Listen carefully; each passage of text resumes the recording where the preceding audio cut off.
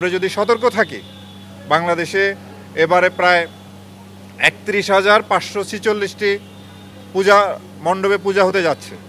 আমরা যদি সতর্ক থাকি তাহলে আশা করি কোনো ধরনের কোনো দুর্ঘটনা ঘটবে না।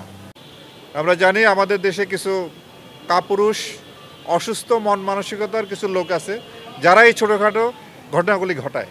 এই সামাজিক যোগাযোগ মাধ্যমে গুজব ছড়িয়ে বিশৃঙ্খলা চেষ্টা করার একটা পায়তারা চলছে, আমরা এটা টের পাচ্ছি।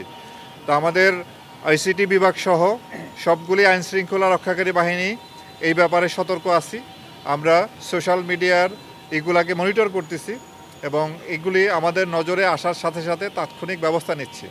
আমার আপনাদের প্রতি এটা অনুরোধ থাকবে, সামাজিক যোগাযোগ মাধ্যমে কোনো তথ্য প্রচার হলেই সেটিকে আপনারা বিশ্বাস করবেন না।